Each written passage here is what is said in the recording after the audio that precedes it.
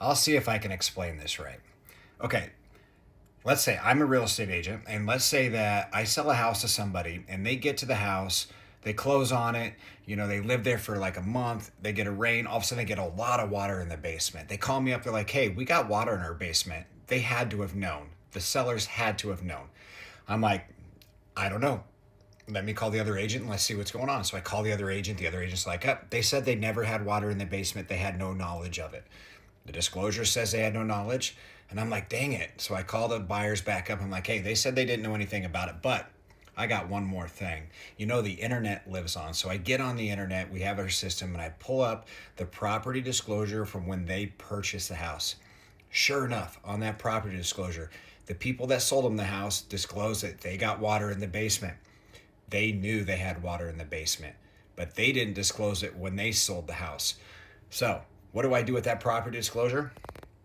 I called my clients and I'm like, look what I got. They absolutely knew. That's good for us. I'm happy about that. So now we have something we can go to them and say, you knew, you didn't disclose. This is your fault. You're going to pay for it. So therefore, we're happy about it. We're smiling. Why? Because we know that we're going to get justice. That person walking out, holding up that list, they know, they hope they are going to get justice for those victims. They know those sickos are going to be taken off the street.